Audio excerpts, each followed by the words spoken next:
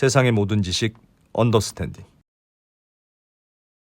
그럼 지금 트럼프가 하고 있는 여러 정책들은 굉장히 미국 경제에 안 좋은 영향들이 많은 건데 뭔가 하여튼 상식적으로 생각해도 그렇잖아요. 뭘 자꾸 관세를 부과하고 뭘 막고 너희는 하지 마, 얘네랑은 거래하지 마, 이런 게 뭐 자본주의 시장에서는 좋은 현상은 아니니까. 그렇습니다. 나쁜데 그 나쁜 걸 물가만 잘 막으면 결국 연준이 구원투수로 나타나서 금리를 내려주면 그러면 다시 시장은 살아날 거라, 이런 시나리오라고. 그 이상도 있는 거죠. 그 얘기도 또 드리도록 할게요. 네. 그러면 중요한 건 뭐냐면 어쨌든 경기가 조금 둔화되고 있는 건 맞는데 이대로 가면 혹시 침체로 갈 수 있을 가능성은 있느냐, 여기에 대한 고민도 있어요. 그 질문입니다. 네. 그러니까 어쨌든 그러니까요. 미국의 경제가 나빠지고 있는 추세로 가는 거 아니냐. 네, 조금 둔화되고는 있는 거죠. 근데 되내고 있는 거 아니냐. 그거는 요걸로 보셔야 돼요. 이 그림 보이시나요? 요게 여러분들 파란색 선이 하이힐드 채권이고요. 그다음에 이 녹색 선이 여러분들 알고 계시는 실업률입니다. 일전에도 제가 몇 번 설명드린 적이 있는데 경기 침체란 단어의 또 다른 이름은 실업률 급등이에요. 실업률이 오르면, 즉 내가 길거리에 앉으면 쓸 돈이 없게 되죠. 쓸 돈이 없게 되면 소비가 줄 거고, 그렇습니다. 우리 표현으로 수요가 줄 거고, 수요가 줄면 기업들은 너무나도 물건이 또 많이 남아 돌죠. 그럼 이거를 할인을 할 거고, 할인해서도 안 팔리면 어떡할까요? 추가적으로 또 해고를 하게 돼요. 그렇겠죠. 해고가 해고를 부르는 요게 우리가 알고는 경기 침체의 사실은 경제적인 함이거든요. 그런데 이미 보셔서 알겠지만 뭔가 실업률이 급등하기 전에, 그 다음에 또 불안하기 전에 제일 먼저 일어나는 현상은 이 하이힐드 관련 기업, 그러니까 우리가 알고 기업들 중에서 제일 신용 등급이 낮은 애들부터 문제가 되겠죠. 그렇겠네요. 당연하잖아요. 근데 여전히 안정적이에요. 그럴 징후가 전혀 보이질 않아요. 여기 보시죠. 여기 보시면 여러분들 이게 하이힐드인데 이게 급등해야 돼. 이전 사례 한번 보시죠. 이전 사례 보면 보니까 하이힐드 관련 요런 불안함이 오른 다음에 실업률이 뒤에 급등하는 거 보이시나요? 파란색, 파란색이 하이힐드는 파란색 선이 먼저 오르고 뒤에 실업률이 오릅니다. 그럼 왜 이렇게 실업률은 항상 뒤에 오르느냐? 기업들이 선택할 수 있는 마지막 카드이기 때문입니다.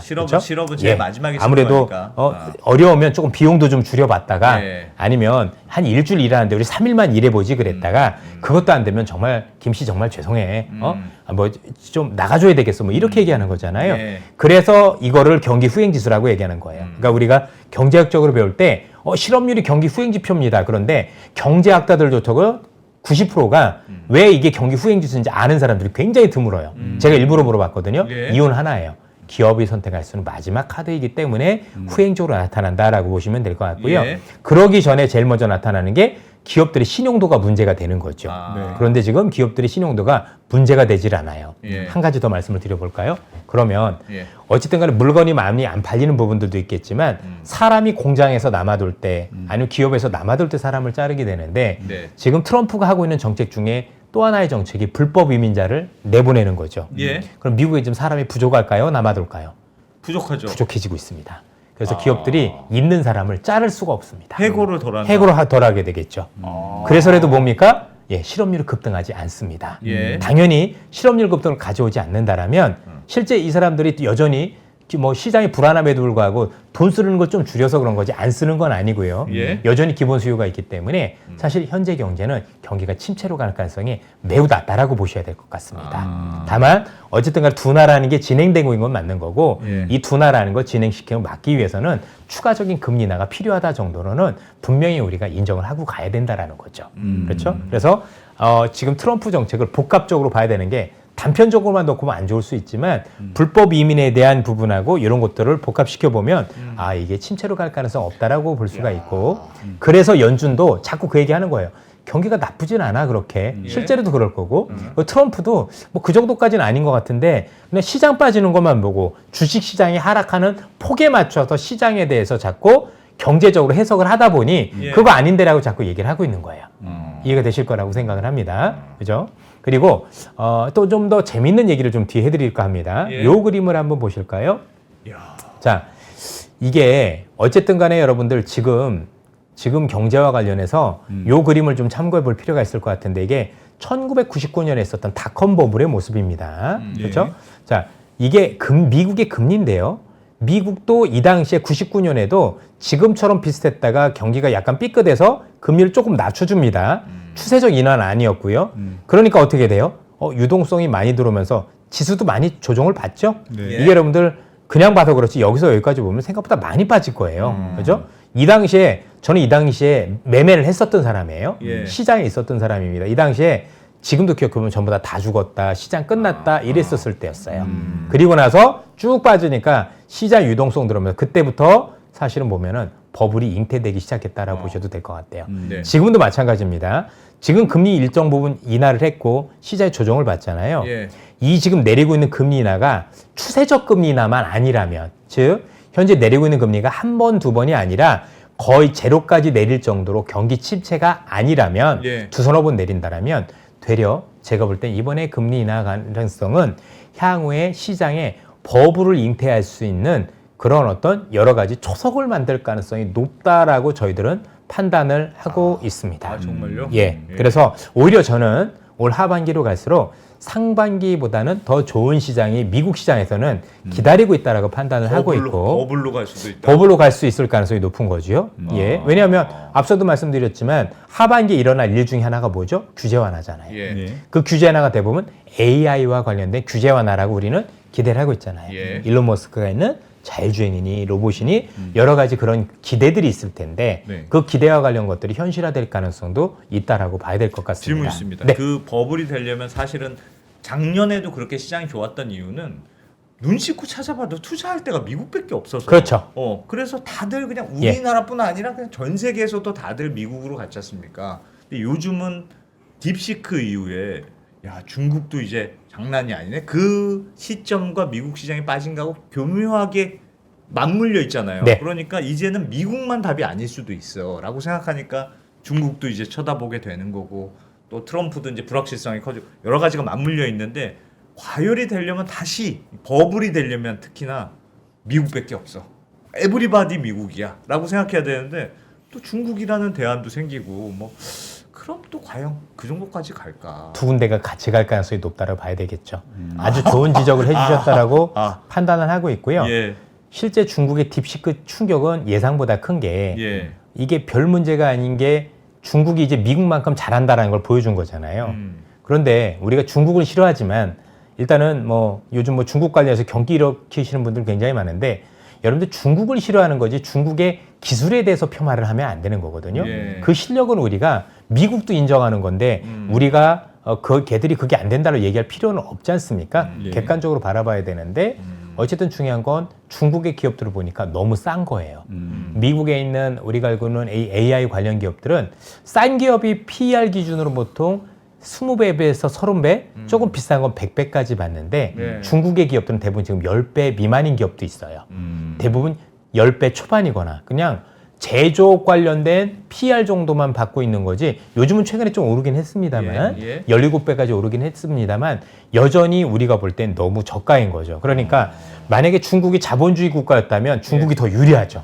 훨씬 더. 근데 이쪽은 조금 아무래도 공산주의 국가다 보니까 조금 애매한 측면이 있고 있긴 그러다 보니까 있으나. 이제 최근에 중국인들조차도 중국 본토에 투자하는 게 아니라 홍콩 가서 투자를 많이 하더라고요. 그렇죠? 예. 이게 돈을 빼기 어려워서 그런지 모르겠는데 그런 측면들이 있다고 보여지고 제가 볼 땐 양대 국가가 같이 갈 가능성이 높아 보이는데 예. 이미 아시겠지만 그러면 나중에 중국도 잘할 거고 미국도 잘할 거고 그러면 뭐 시장은 분산이 될 수는 있겠지만 지금 미중 간의 갈등 속에서 중국에 있는 기술을 미국이 쓸 거냐 이거죠. 계속 그래서 편가르기를 하는 거예요.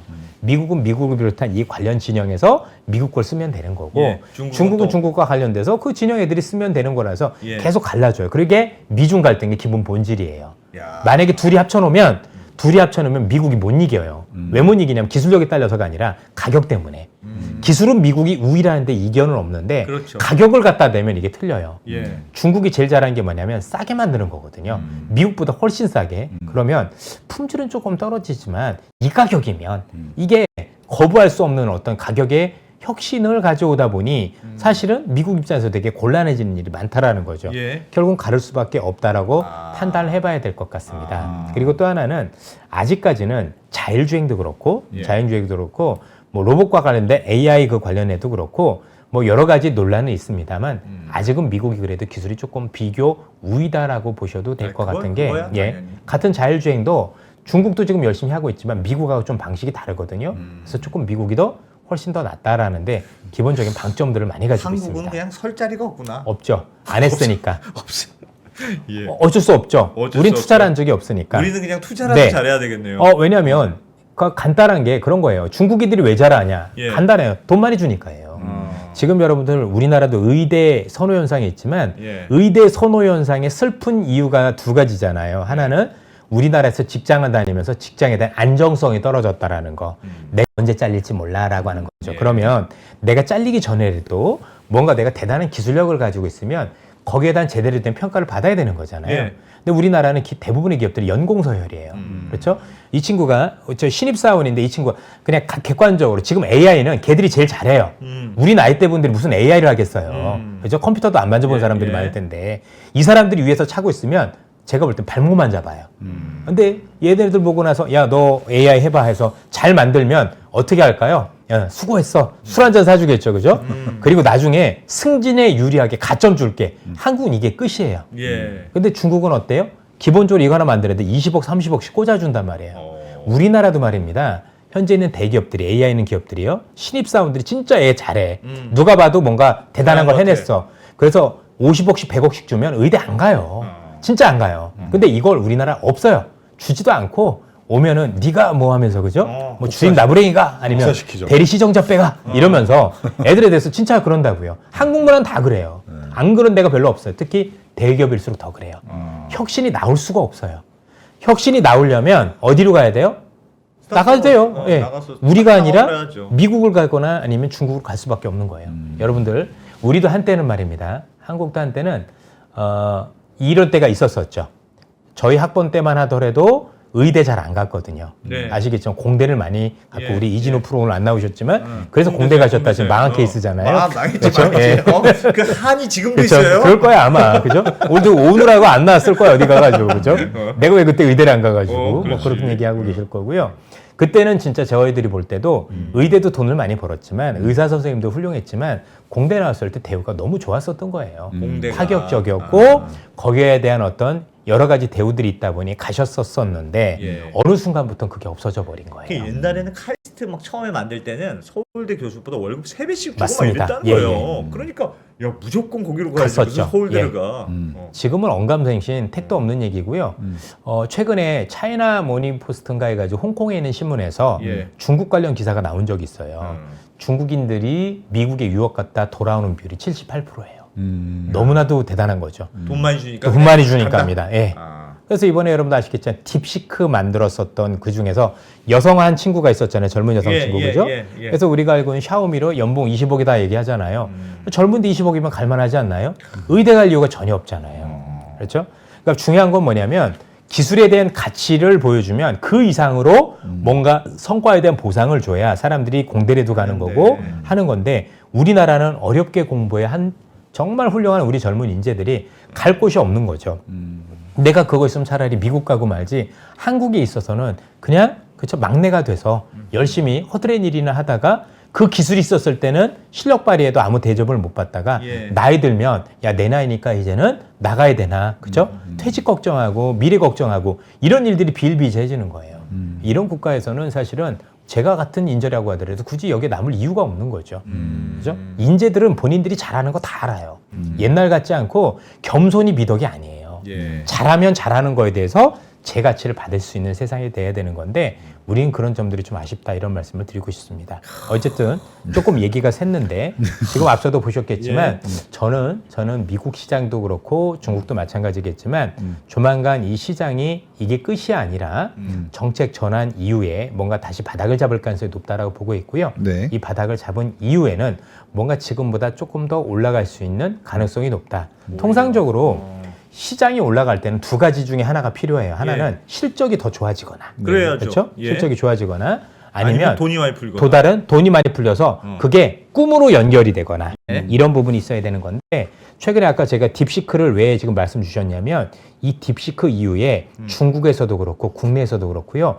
이걸 통해서 비즈니스 모델을 만드는 사람들이 정말 많이 늘어났어요. 왜? 이제 싸게 만드는 방법을 알기 시작을 한 거예요. 그러니까 이제는 기본적으로 이게 AI라는 게 정말 돈 많은 전 세계 7개 기업 걔들밖에 못하는 건가 봐라고 했다가 뭔가 이제는 뭔가 내가 아이디어가 있고 기술력 있는 친구들은 나도 이제 이 정도 돈 가지고 해볼 수 있는데라는 어떤 그런 반향을 제시해줬고 실제 그런 일들이 일어나고 있고요. 그래서 지금 여러분들 최근에 디램 시장에서 우리가 알고 있는 반도체 시장에서 반도체가 지금 3주 연속 오르고 있거든요.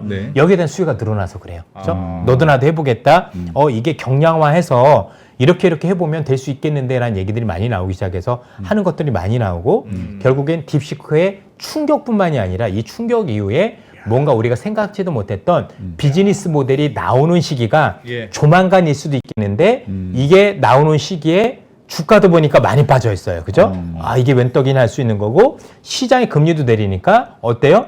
돈도 한번 또 갈 데도 없는데 내가 주식 한번 또 해봐야지 라는 어떤 시그널이 나올 수 있는 게 저는 하반기부터 시작된다라고 생각을 하고 있고 그 기점은 4월일 가능성이 높지 않을까라고 조심스럽게 전망을 하고 있는 겁니다. 경제 지표는 4월부터도 좋아질 거라고 보세요. 그럼 지표는 약간 둔화되지만 침체는 아니다라고 확인을 하는 거죠. 그 정도까지는 아닐 것이다. 그리고 혹시 조금 더 안 좋아질 개연성이 있으니 그걸 금리 나가 막아주는 거죠. 그러면 여기서 더 이상 나빠지는 건 최소한 속도는 많이 줄어들겠는데 라고 하는 거고 거기서 앞서도 말씀드렸지만 거기서 경기 지표가 더 많이 망가지려면 트럼프에 대한 불확실성이 갈수록 확대가 돼야 되는데 시작한이 4월 이후부터는 이게 최고점이었다가 그 뒤부터는 불확실성이 확산되는 국면보다는 이제는 협상 국면 그러면서 타결 국면으로 갈 거잖아요. 타결이 되면 될수록 우리는 잃는 게 많겠죠. 분명히. 그죠? 우리는 잃는 게 많겠지만 미국 입장에서는 그만큼 불확실성이 사라지고 또 관세에 대한 위협이 낮아지는 거잖아요. 그러니까 낮아지는 만큼 좋아지고 금리를 내렸으니 더 좋아질 거고 하반기에 규제 완화하고 감세가 있을 거니까 버무려져서 올라간다고 생각을 해보시면 좋겠죠. 그 시나리오에서 가장 혹시나 생각대로 안 되면 어떡하지 걱정하는 부분은 있습니까? 감세죠. 파월이 마음대로 안 해. 감세? 왜냐하면 감세는 우리가 알고 있는 대통령이 마음대로 하는 게 아니라 의회 협조가 있어야 되거든요. 그렇죠? 여기에 대해서는 조금 고민이 있다 정도로 말씀을 드려야 될 것 같아요. 왜냐면 지금 의회는 공화당이 장악하고 있잖아요. 장악하고 있지만 그중에서 트럼프에 대해서 조금 비협조적인 분들도 있는 것 같아요. 그렇죠? 그러다 보니까 반드시 트럼프 편을 든다라고 얘기하기 어렵죠. 이미 여러분들 보시면 지금 트럼프가 하고 있는 거의 90%의 정책이 아니야. 100%의 정책이 다 행정명령이에요. 이 얘기는 뭐냐면 의회 없이 움직이고 있다는 얘기예요. 그렇죠? 그 얘기는 의회가 자기들한테 고분고분하지 않다라는 의미도 있겠죠. 그렇지 않겠습니까? 왜냐면 지금 한 표 차이로 이기고 있잖아요. 그럼 이 중에서 몇 분이 반대를 하시면 달라질 수도 있는 거죠.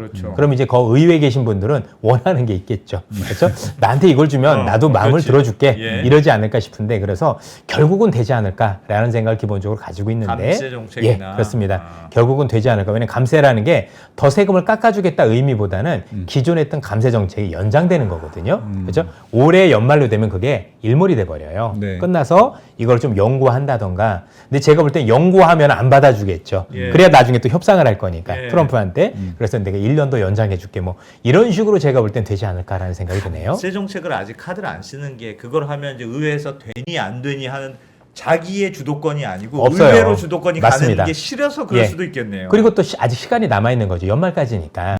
올해 안에 어떻게 처리하면 되는 거고 여러 가지 부분과 관련해서 시장의 신뢰를 얻을 수 있는 여러 정책들을 한 다음에 이렇게 하니까 세금도 깎아주면 왜냐면 의회 입장에서는 제일 중요한 게 감세안을 연장해 줄 때는 뭔가 재정에 대해서 불안한 요소들이 많이 없어져야 해줄 거잖아요. 그렇죠. 그러니까 지금 치기부터 하는 거예요. 그렇죠? 다른 거부터 그렇죠? 먼저 하고 일단 준비부터 하는 거고. 여러 가지 일단은 보셨겠지만 정부도 슬림하지만 한국하고 일본한테 방위비 엄청 얻어낼 거잖아요. 우리 안 쓸 수 있을까요? 제가 볼 때 줄 수밖에 없는데. 그렇죠? 주고 나면 일단은 거기서는 미국 입장에서는 방위비도 많이 줄이는 거잖아요. 여러 가지 줄이니까 어떻게 돼요? 이 정도면 감세는 일정 부분 해줘도 무리가 없겠다라는 판단이 들게 만들어줘야 하는 거죠. 그게 아니라 지금 막 트럼프가 돈 엄청 쓴다라고 얘기를 하는데 나중에 감세안도 통과시켜주면 그건 100% 통과가 안 돼요. 그렇지 않습니까? 야, 나중에 재정 어떻게 하려고 그래? 지금도 1년 이자 비용이 방위비보다 더 많은데 너 어떻게 하려고 그래? 얘기할 거 아닙니까? 그렇죠? 그러니까 다 생각이 있는 거예요. 다 생각이 그럼요. 이게 시차별로 지금 해야 될 것, 뒤에 해야 될 것들을 다 나눠놨어요. 예. 근데 앞서도 말씀드렸지만 우리 시장 지난 연말에는 이게 동시에 이루어질 거라고 생각을 하다 보니까 한꺼번에 반영을 했는데 지금 보면 안 좋은 것부터 먼저 반영을 하고 좋아지는 거 뒤에 엄청 많은 거예요. 그렇죠? 왜 좋아지는 거 반영되면 주가가 빠집니까? 안 빠지지? 네. 그때 되면 이미 관세에 관한 거는 어떤 식으로든 죽이 되든 밥이 되든 결정이 나 있겠죠. 뭐 한국은 10% 맞고 뭐 일본 5% 맞든 예. 어떤 식으로 이미 나 있을 거잖아요. 거기에 대한 영향은 이미 반영이 돼 있는 상황이라고 보셔야 돼요. 근데 다만 시장이 언제 반등할지 정확하게 예측하기는 아직 그거는 어렵다. 신만이 아시겠죠. 그렇죠? 뭐 그거 알면 제가 여기 있는 게 아니라 선물 옵션 이런 거 하면 수천 비씩 벌지 않겠습니까? 근데 무엇 때문에 반등할지를 아는 거죠. 예. 그 트리거는 연준이 움직일 때가 연준이 움직일 가장 때구나. 신뢰가 높다. 물론 이제 그 이전에 트럼프도 조금 보고 생각을 바꿔주면 좋을 것 같은데 예. 그게 아니라면 연준이 마음을 바꿔줄 때가 가장 신뢰도가 높다. 즉 여러분들께서 더 이상 변동성을 고민하지 않고 내가 그래도 저가 매수로 정확하게 들어갈 수 있는 시기가 이때다. 왜냐면 그 이전에도 바닥은 찍을 수도 있거든요. 예. 그러나 신뢰에 대한 부분들은 거기서 찾았으면 좋겠다는 말씀드리고 싶어요. 그게 시그널, 그게 네, 그렇습니다. 신호라고 생각하면 된다. 파월의 입을 봐야 된다. 분명히 미국 저기 누구지 트럼프도 그걸 알고 있어요. 그리고 트럼프가 처음에 이거 할 때 그 물건들을 먼저 사재기 할 걸 모르고 있었을까요? 그건 다 알고 있었을 거라고 생각을 해요. 그리고 앞서도 말씀드렸지만 사람들 지금 심리 불안해서 돈을 덜 쓰려고 하는데 저렇게 물건을 많이 사놨으니 그 물건 처리하는 과정에서 물가가 오른다고 얘기하는 게 더 넌센스예요. 그래서 처음부터 트럼프는 관세 때문에 물가가 오를 걱정이라는데 아니다라고 얘기하는 게 다 이런 계산이 있었다라고 보시면 돼요. 왜? 저도 계산이 되는데 그게 계산이 안 되겠어요? 트럼프는 다 계획이 보이잖아요. 있군요. 그럼요. 왜냐면 이걸 4년을 준비한 거예요. 이게 즉흥적인 게 아니라 4년 동안 뭘 어떻게 할까? 사실 큰 그림은 일정 부분 짜여져 있었다라고 봐야 될 것 같고 네. 그 그림에 따라서 뭐 물론 본인이 원하는 대로 다 되는 건 아니겠지만 나름대로 현재는 본인이 생각한 권역 안에 있다라고 보셔도 될 것 같습니다. 한번 떨어진 다음에 사람이 바뀐 것 같아요. 그럼요. 초반에는 되게 좌충우돌하는 느낌이었거든요. 그러니까 캐치프레이즈는 있는데 뭐 이렇게 했다가 저렇게 했다가 하는 느낌인데 이번에는 뭐 이렇게 전략이 있는 느낌이에요. 막 옆에서 해도 크게 흔들리지 않고. 예. 그리고 뭐 얼마나 하고 싶었겠어. 맞아요. 이렇게 하고 저렇게 하고. 일전에도 말씀드렸지만 지금 트럼프 관세 정책의 가장 큰 핵심은 두 가지잖아요. 하나는 어쨌든 미국에 투자를 많이 해주세요라는 예, 거고요. 예. 근데 중요한 건 투자가 확정될 필요 없고 투자 계획만 얘기하면 돼요. 그렇죠? 내가 이렇게 들어갈 계획이 있습니다. 네. 여러분들 생각을 해보십시오. 우리 삼성전자가 또는 현대자동차가 이런 훌륭한 기업들이 미국에 투자를 하는데 즉흥적으로 결정할 수 있는 게 아니지 않습니까? 네. 여러 가지 요인으로 검토도 하고 어느 땅에 해야 될지도 봐야 될 것 같고 그죠? 그래서 미국과 협의도 있어야 되고 해야 되는데 트럼프 생각은 뭐냐면 그럼 이게 1, 2년 걸리는 사업이 아니죠. 예. 몇 년이 걸려요. 네. 그래서 트럼프가 원하는 건 투자 계획이에요. 그럼 이 투자 계획이 100% 실행될 거냐? 아닐 수도 있죠. 예. 근데 트럼프는 왜 좋냐면 그 뒤에 안 되는 건 내가 한 게 아니에요. 음. 나는 투자 계획을 받았는데 만약에 혹시 다음에 민주당 정권이 들어와서 그 투자 계획이 틀어지면 너 때문인 거예요, 진짜로. 그래서 트럼프는 뭘 해도 위대해지는 거고 뒤에 정권은 거기에 대해 부담을 느낄 수밖에 없어요. 저희들이 계획했는데 저 계획을 현실화시켜 줘야 되는데 또 안 한다라고 하면 그럼 본인들의 책무가 돼 버리잖아요. 예. 그래서 되게 머리를 잘 썼다라고 보시면 되고요. 한 가지 조금 더 시간이 있으면 말씀드려야 되는 게 말씀해 주십시오. 트럼프가 원하는 무역과 관련돼서 가장 큰 거는 그냥 LNG 사달라예요. LNG 사달라. 그거밖에 없어요. 왜 없냐면 생각을 해보십시오. LNG 썼어요. 예. 지금 자, 하나 적어야 됩니다. LNG. 관세 얘기 많이 하는데 예. 의미가 없는 게 말입니다. 관세 얘기했는데 자 우리가 조금 죄송한 얘기지만 미국 차 너무 좋잖아요. 예. 제가 보더라도. 근데 여러분들 선호도 높으세요? 미국 차요? 예, 별로 선호도 없으시잖아요. 그죠? 그래도 국산 차를 더 많이 선호하시잖아요. 연비가 안 좋아요. 예. 유럽 가보시죠. 유럽 가면 미국 차 선호가 있습니까?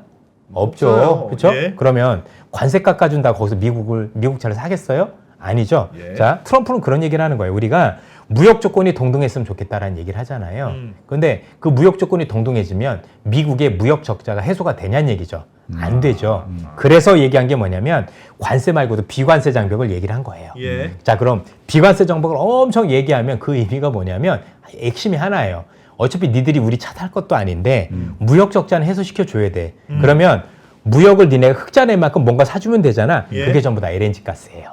그렇죠? 이거 가스 사주면 내가 없던 걸로 퉁쳐줄게. 예. 이 얘기를 하고 있는 거고요. 그래서 우리 주시장에서 최근에 달리고 있는 종목들이 희한하게도 전부 다 가스 관련주들이 오르는 것도 무관하지 않다라고 보셔야 돼요. 제가 증거 한번 보여드리도록 하죠. 가스공사 이런 아이, 거 그럼요. 사는 예. 가스공사? 가스공사 그냥 사오는 애들이잖아요. 여러분들은 어떻게 보셨는지 모르겠지만 예. 우리가 신문기사 한번 읽어볼까요? 요거 한번 보실래요? 자, 트럼프 에너지 패권은 LNG라는 얘기가 나오는데 예. 트럼프 이기에서는 LNG가 관세 정책을 위한 핵심 카드로 부상하고 있대요. 그렇죠? 핵심 카드로 부상하게 있대요. 트럼프는 자국산 에너지의 적극적인 수출로 단순 에너지 독립을 넘어서 에너지 패권을 거머쥐겠다는 게 목표인데 예. 에너지 패권이 되려면 수요처가 있어야 되죠. 예. 누군가 사줘야 되는데 안 사줄 거잖아요. 알라스카에 있는 거. 그러니까 뭐죠? 그렇습니다. 한국 니네가 사고 유럽이 사고 일본이 사라는 얘기예요. 예. 볼까요?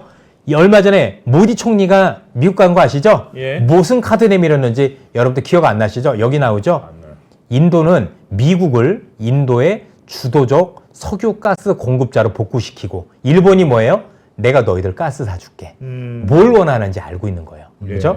석유도 사주고 가스 사줄게. 그럼 어떻게 돼? 우리 무역수지가 내가 흑자 난 만큼 가스하고 석유 사줄 테니까 어떻게 되죠? 예. 무역수지가 균형이 되죠. 예. 이 얘기를 하고 있는 거예요. 그러면 뭐 안 먹이기? 관세 안 먹이기. 이 얘기를 하고 있는 거고요. 일본은 안 그랬는 줄 아십니까? 일본이 미국과의 정상회에서도 LNG 수입 확대와 뭐부터 얘기하죠? 내가 가스부터 사줄게. 예. 무역 극자 왜? 일본 차가 미국 차보다 더 좋은데 간다고 미국 차 살 거냐 이거죠. 그죠? 열어줘도 안 사요. 농산물도 안 사요. 왜? 우리나라도 일본도 유럽도 농산물 열어주는 순간 어떻게 되는 줄 아시죠? 국회의원들 배지 다 떨어져요. 그렇죠? 우리 저기 전국에 계신 농민 여러분들 전부 다 트럭 태권으로 서울 다 상경하실 거라고요. 차라리 트럼프 말 안 듣는 게 낫죠. 그것도 안 돼. 그럼 살 거는 가스밖에 없어요.